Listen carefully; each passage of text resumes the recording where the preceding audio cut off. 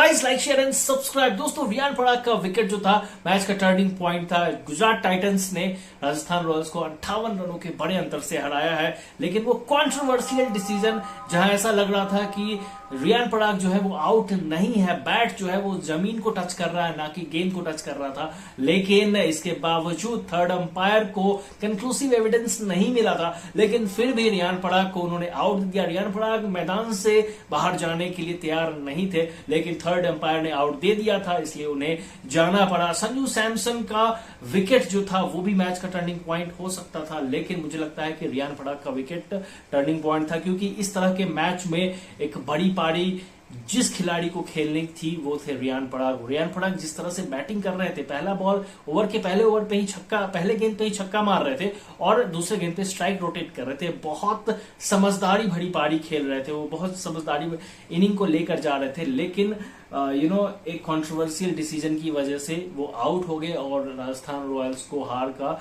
मुंह देखना पड़ा। संजू सैमसन मुझे नहीं लगता है कि इस बड़े चेज में वो कुछ बड़ा योगदान कर सकते थे। इस तरह के मैचों में आपको एक ऐसा प्लेयर चाहिए जो ओवर के पहले गेंद पे ही छक्का लगा दे, बाउंड्री ले ले और उसके बाद गेंदबाज को प्रेशर में डाल दे और उसके बाद आराम से ओवर में 10 रन 11 रन आराम से टीम जो है वो निकाल सकता है, लेकिन ऐसा नहीं हुआ दोस्तों। संजू सैमसन भी आराम से बैटिंग कर सकते थे, लेकिन 28 गेंदों में 41 रनों की पारी खेली और उस पारी का कोई फायदा नहीं हुआ। रियान पराग की पारी बहुत असरदार साबित हो सकती थी। 14 गेंदों में 26 रन, 3 छक्के और 3 जबरदस्त छक्के, हेलीकॉप्टर शॉट भी हमें देखने को मिला, एक चौका भी उन्होंने लगाया। ध्रुव जुरेल बिल्कुल ही क्लूलेस दिखे, राशिद खान की अंदर आती हुई गेंद को जस्ट उन्होंने ऐसा किया और सीधा मिड विकेट पे आउट होकर पवेलियन लौट गया। शिमरन हेटमायर अकेले कुछ नहीं कर सकते थे। 32 गेंदों में 52 रनों की पारी उन्होंने जरूर खेली।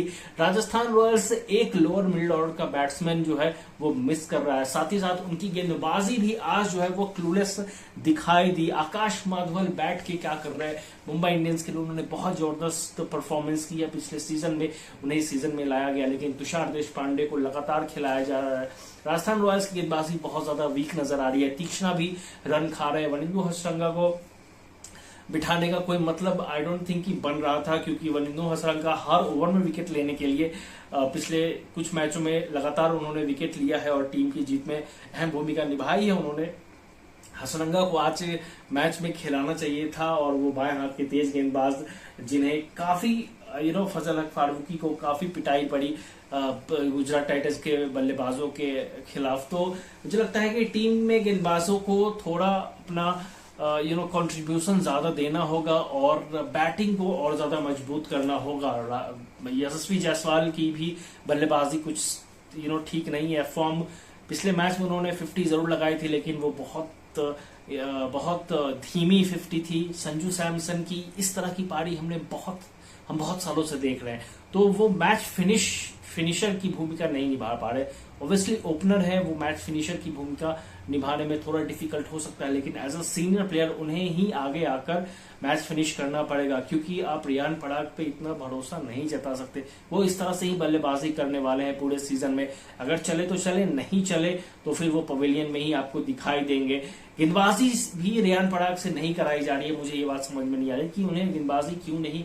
एक अच्छे ऑफ स्पिनर हैं, अगर महेश तीक्ष्णा मार खा रहे हैं तो बाएं हाथ के बल्लेबाज के अगेंस्ट रियान पराग को गेंदबाजी कराना उचित रहेगा। मुझे लगता है कि संजू सैमसन को यहाँ पे थोड़ा कैप्टेंसी में भी बदलाव करना होगा, थोड़ा टैक्टिकल वो जो कहते हैं कि लाइक टू लाइक, मतलब जो बाएं हाथ के गेंदबाज बाएं हाथ के बल्लेबाज जो बैटिंग कर रहे हैं और बाएं हाथ के गेंदबाज को लगाना चाहिए, दाएं हाथ के गेंदबाज को लगाना चाहिए। तो मुझे लगता है कि दोस्तों ये सब चीजों को संजू सैमसन और कोच राहुल द्रविड़ को जरूर ध्यान रखना चाहिए। जिस तरह से एक्टिव कोचिंग करते हैं आशीष नेहरा, वैसी एक्टिव कोचिंग करनी पड़ेगी, नहीं तो राजस्थान रॉयल्स के लिए भी इस सीजन मुझे नहीं लग रहा कि कुछ होने वाला है।